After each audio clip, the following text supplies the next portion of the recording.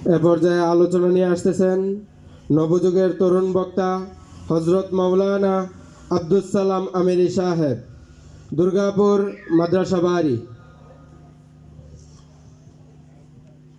अस्सलातु वस्सलामु अलैका या रसूल अल्लाह। अस्सलातु वस्सलामु अलैका या हबीब अल्लाह। अस्सलातु वस्सलामु अलैका या शाफिअल मुज़न्निबीन। अस्सलातु वस्सलामु अलैका या रहमतल लिल आलमीन।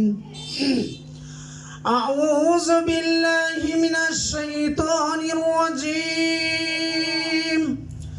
बिस्मिल्लाहिर रहमानिर रहीम।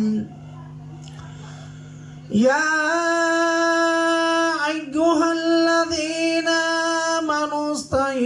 बिस्सब्रि वस्सलाह इन्नल्लाहा मस्साबिरीन।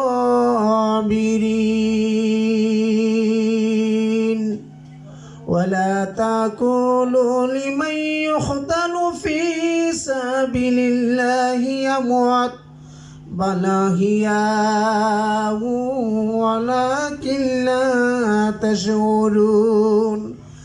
वलनब्लुवन्नकुम बिशैइन मिनल खौफि वल-जु'i वन-नक्सिन मिनल अमवालि वल-अनफुसि वस-समरः वबश्शिरिस साबिरीन।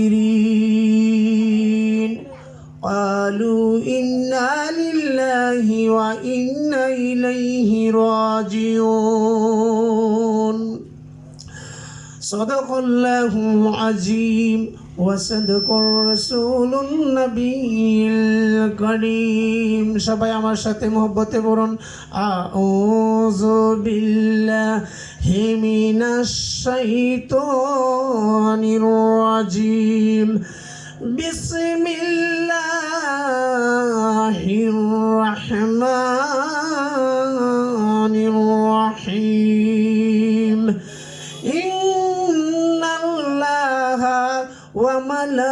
وملائكته يصلون على النبي يا أيها الذين آمنوا صلوا عليه وسلموا تسليما اللهم صل على سيدنا مولانا محمد وعلى آل سيدنا مولانا محمد। কোথায় রইলেন মায়ার নবীজি?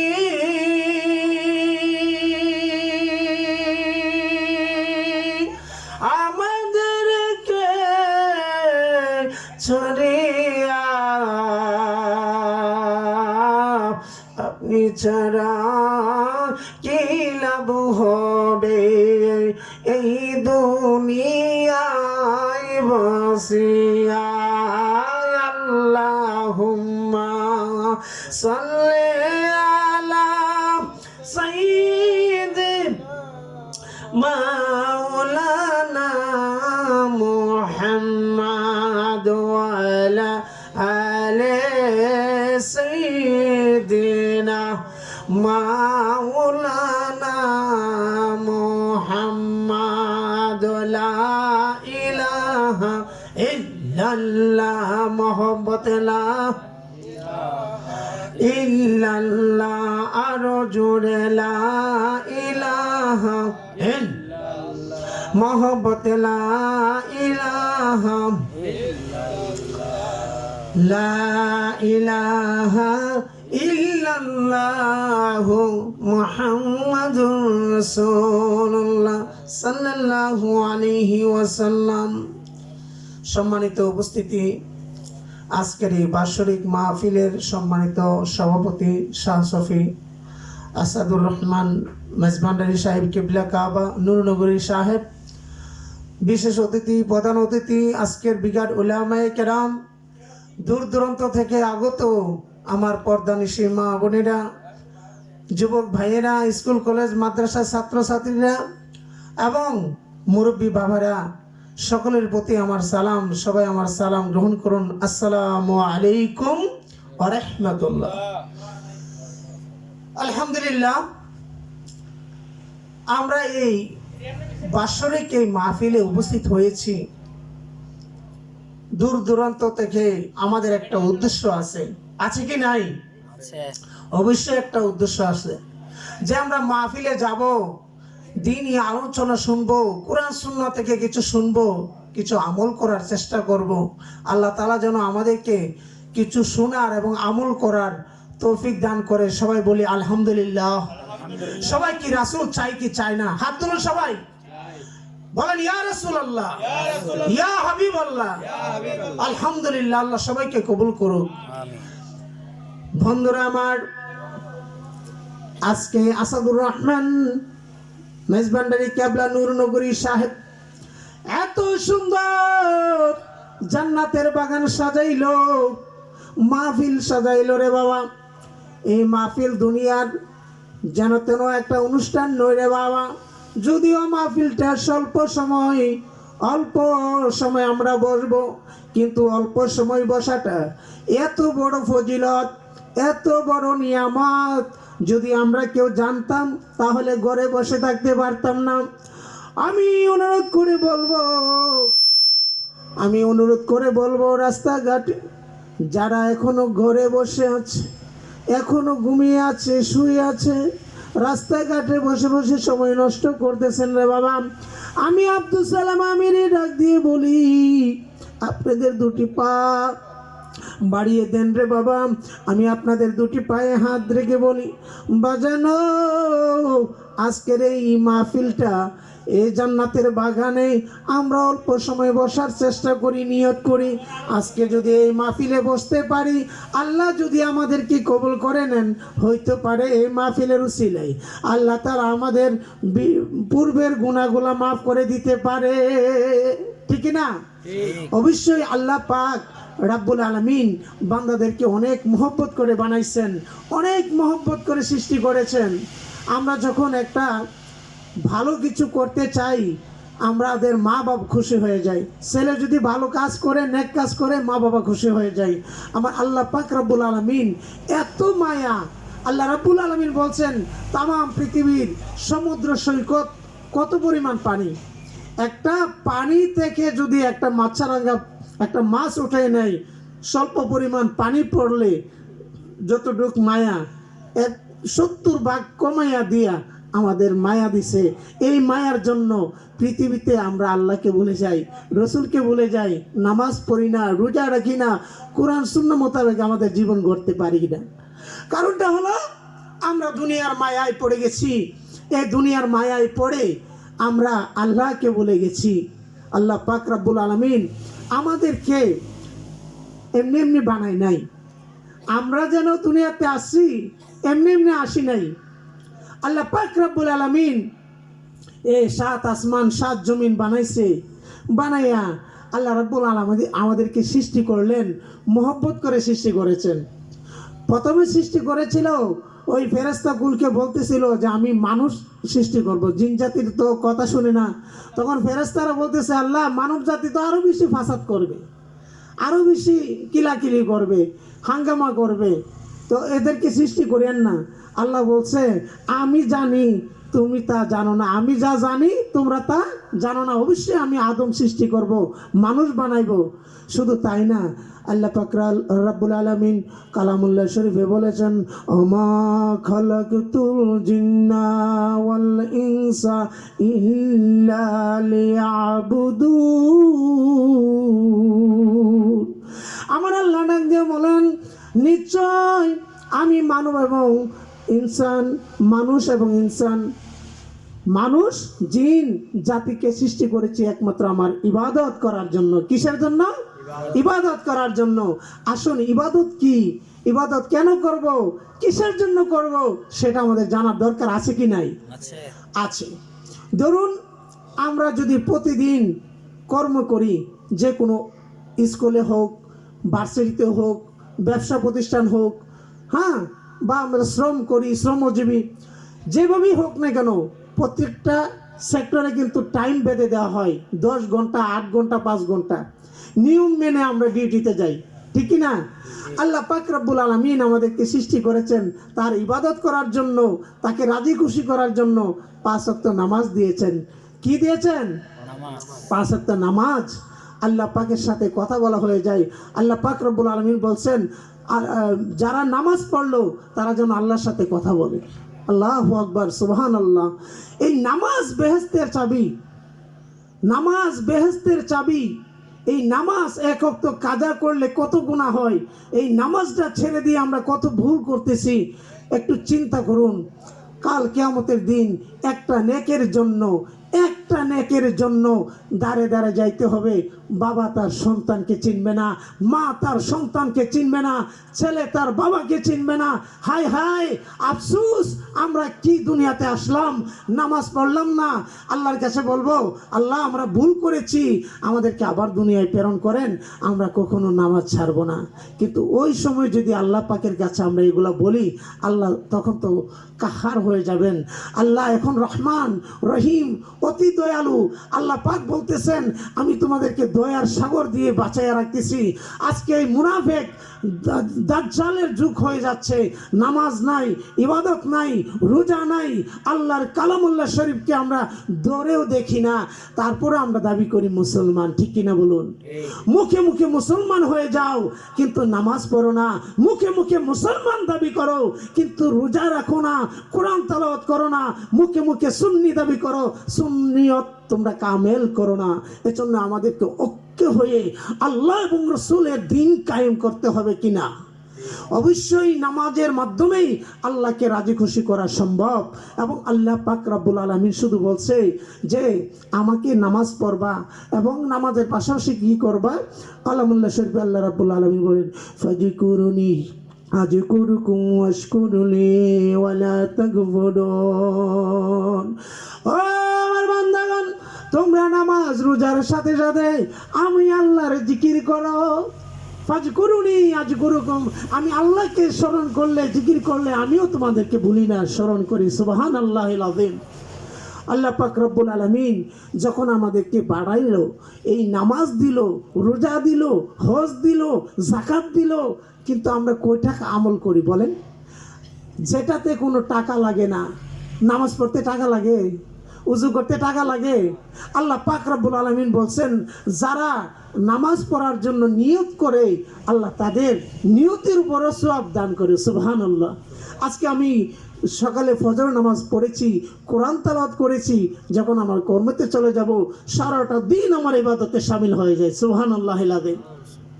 আমাদের মনে স্থির থাকতে হবে, 5 ওয়াক্ত নামাজ, অন্তত 5 ওয়াক্ত নামাজ আমরা যেন পড়ি। সবাই বলে আমিন। মাতা পিতা যারও শুয়ে আছে কবরে, আল্লাহ তাদেরকে কিও তোমার নজরে। আব্বা আম্মা যারো নাই রে আল্লাহ দুনিয়ায়, তাদের মতো গোপালপুর আর নাই রে নাই। ও বন্ধু, আল্লাহ পাক রব্বুল আলামিন তার প্রিয় হাবিব হযরত মুহাম্মদ মুস্তাফা আহমদ মুস্তাফা সাল্লাল্লাহু আলাইহি ওয়াসাল্লাম, উনি হাদিসে বর্ণনা করেছেন, মিশকাতের সরারে বাবা, এক সাহাবায়ে কেরাম প্রিয় নবী হযরত মুহাম্মদ মুস্তাফা সাল্লাল্লাহু আলাইহি সাল্লামের দরবারে আসেন আর রাসূলুল্লাহ সাল্লাল্লাহু আলাইহি সাল্লামকে জিজ্ঞেস করেন, ওগো আল্লাহর রাসূল, আপনার কাছে আমি জানতে চাই, আমি বুঝতে চাই। আল্লাহ রসুল ডাক দিয়ে বলেন, সাহাবারে কি জানতে চাও, কি বুঝতে চাও? প্রশ্ন করে সাহাবে কেরাম, ওগো আল্লাহ রসুল আপনি বলিয়া দিন না, কোন আমলটা বেশি আল্লাহর কাছে পছন্দ, আর কাকে বেশি আল্লাহ এবং রসুলের পরে ভালোবাসবো? আল্লাহ রসুল ডাক দিয়ে বলেন, তোমার মাকে। আবারও জিজ্ঞেস করলেন, তারপর কাকে ভালোবাসবো? আল্লাহ রসুল ডাক দিয়ে বলেন, তোমার মাকে। তারপরেও আবার জিজ্ঞেস করলো, ওগো আল্লাহর রাসূল তারপর কাকে ভালোবাসবো? তারপরে বললো, তোমার মাকে। কয়বার বললো? 3 বার মার কথা বলছে। কয়বার? 3 বার। আর একবার বলছে বাবার কথা। এখন চিন্তা করেন, নামাজ রোজা হজ যাকাত যতই করছেন বা করতেছেন ভালো কাজ, যদি মা বাবাকে কষ্ট দেন, নামাজ রোজা কাজে আসবে? কোনোদিন কাজে আসবে না। মা বাবাকে অবশ্যই তাদের খেদমত করতে হবে। আপনি গরিব হন চাই বড়লোক হন, টাকা পয়সা থাকুক আর না থাকুক, মা বাবার খেদমত করতে হবে। নামাজ রোজা যেমন ফরজ, মা বাবার খেদমত করো ফরজ। কন্যা ঠিক কিনা? ও বন্ধু, এক প্রবাসী বিদেশ থেকে বাড়িতে আসবে, মাকে দেখে না, মার কথা অনেক স্মরণ হই রে বাবা, কান্নাকাটি করে। মা বলে, বাবা রে বাবা তুমি কবে বাড়িতে ফিরবা, কবে তুমি বাড়িতে আসবা রে বাবা, তোমার জন্য তো আমার মন কাঁদে। আর ছেলে মাকে সান্ত্বনা দিল, মা আমি কিছুদিনের ভিতরে বাড়িতে আসতেছি, মা গো আমি কিছুদিনের ভিতরে বাড়িতে আসবো, তুমি মা কান্না করো না, চিন্তা করো না, আমি তোমার জন্য লেপ কিনেছি, কম্বল কিনেছি, গহনা কিনেছি। মা ডাক দিয়ে বলে, বাবা আমার আদরের সন্তান, আমার টাকা পয়সা কোনো কিছুর দরকার নেই রে জাদু, তুই একবার আই রে বাবা, তোরে আমি একবার দেখতেছি রে বাবা, আমার মনটা যেন তোর জন্য চটপট করতেছে। ডাক দিয়ে ছেলে বলে, মাগো তোমার কি কোনো সমস্যা হয়েছিনি? মা তো অসুস্থ, ছেলে কষ্ট পাবে বলে। মা বলে, বাবা আমার কোনো কিছু হয় নাই, আমার যা হয়েছে হয়েছে, তুমি আসলে আমি ভালো হয়ে যাব। তখন ছেলেটা কফিলের কাছে বলল যে আমি বাড়িতে যাব, আমার মা অসুস্থ হয়েছে, আমি দেখতে যাব। কফিল বলছে, তুমি সামনের মাসে চলে যেও, তোমাকে বকশিস দেওয়া হবে, টাকা দেওয়া হবে, পরিমাণ বাড়িয়ে দেওয়া হবে। তখন ছেলেটা কিছুদিন পরে ওই মাকে দেখার জন্য লাকিজ গুছাইলো, মার জন্য গহনা নিল, মার জন্য টাকা পয়সা নিল, সব কিছু নিল রে বাবা। এয়ারপোর্টে যখন আসলো, মাও আসে না, বাবা আসলো, মা কোথায়? বাবা বলে, তোমার মা তো বাড়িতে আছে, নিয়ে আসি নাই। বললো, মা তো এয়ারপোর্টে আসার কথা, মা আসে নাই কেন? তারপরে আবার সে গাড়ি নিয়ে চললো, বাড়িতে গেল, যায় দেখে বাড়িতে সবাই কান্নাকাটি করতেছে, বলতেছে আমার মা কোথায়, আমার মাকে দেখতে চাই, আমার মা কোথায়, আমার মাকে দেখতে চাই। সবাই বলতেছে, তোমার মা আছে, তুমি চিন্তা করো না, ঘরে আসো। যখন ঘরে যাই, যাওয়ার পরে দেখে মা মা মা বলে ডাকতেছে ছেলে, তখন মার কথা আর ছেলে শুনতে পায় না, মার কথা ছেলে আর শুনতে পায় না। জিজ্ঞেস করলো, আমার মা কোথায় গেল? সে বলল, মা তো দুনিয়াতে নাই, তোমার মা তো চলে গেছে।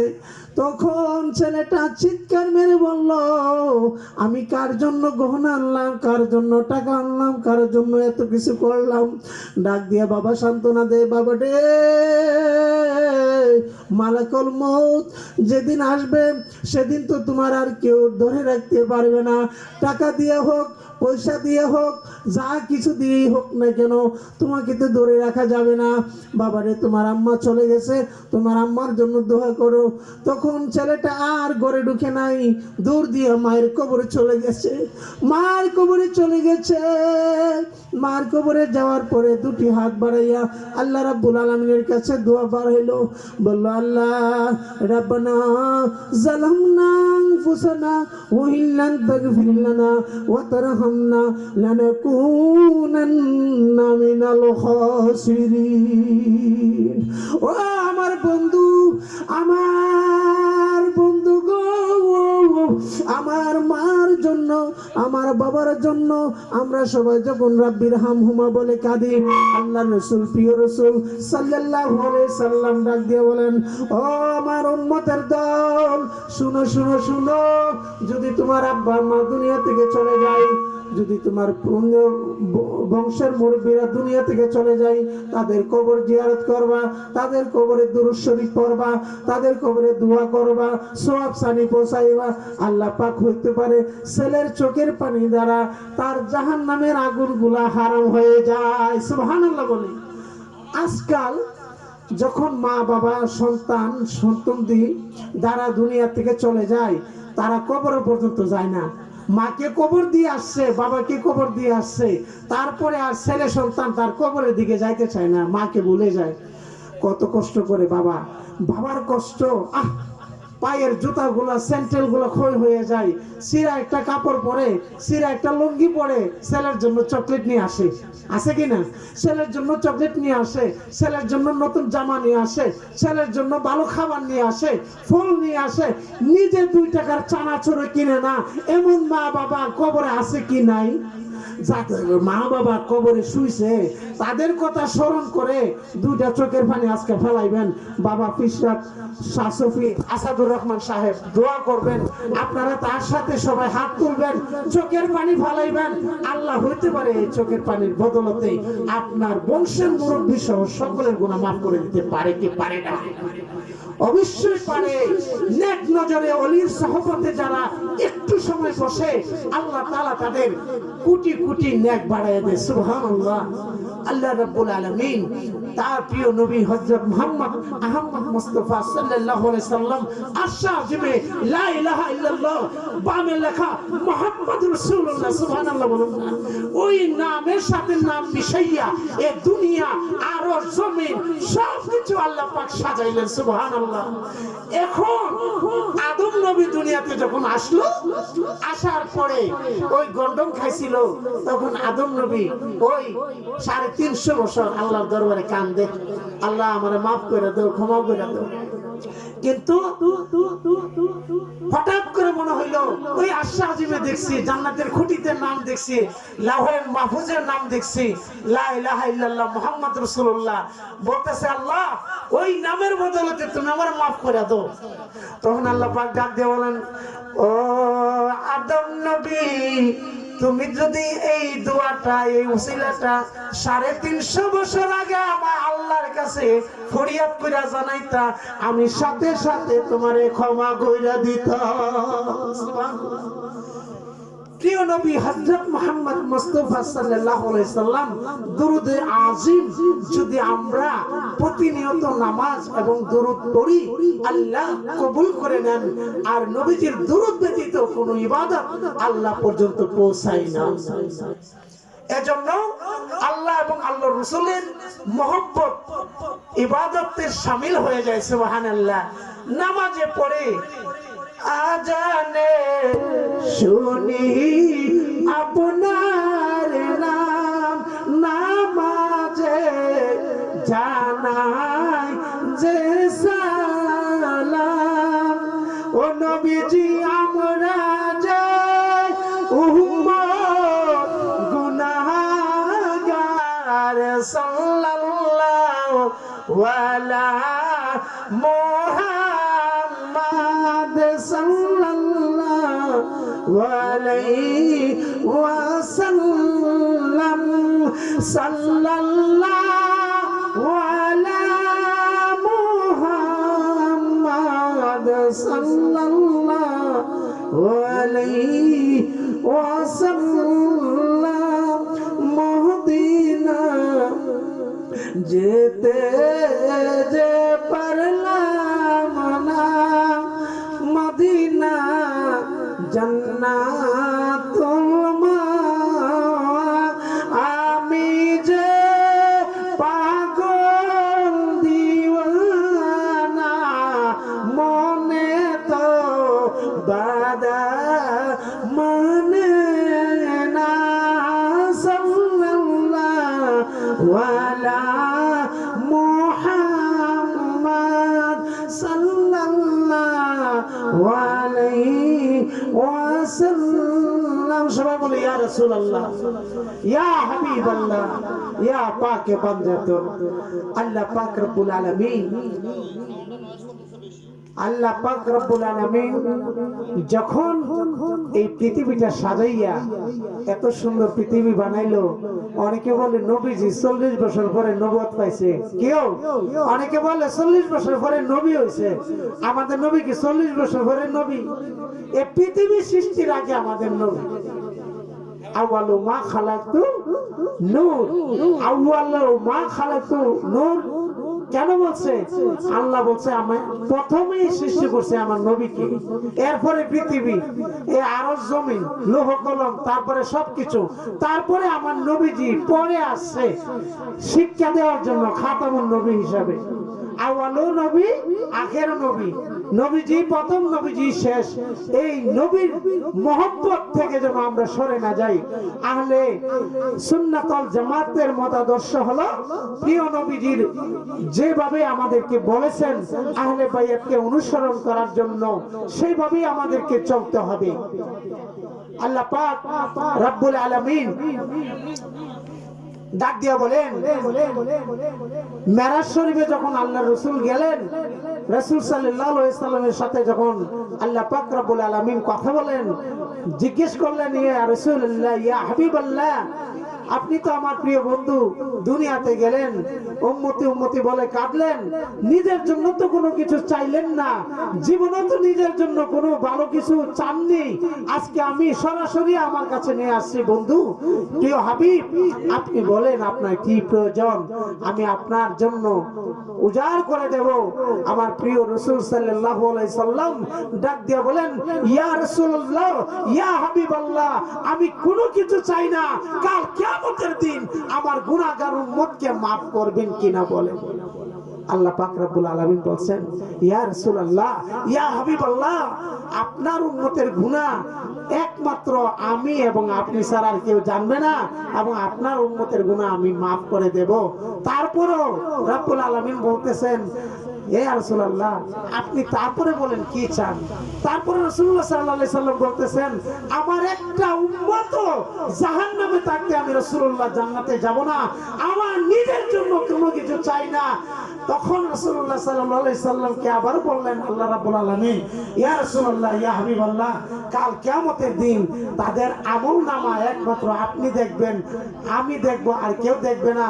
তারপরে রাসূলুল্লাহ সাল্লাল্লাহু আলাইহি সাল্লামকে আবারও জিজ্ঞেস করলেন যে, ইয়া রাসূলুল্লাহ, ইয়া হাবিবাল্লাহ, আপনার কি প্রয়োজন, আপনি কি চান, আমাকে বলেন।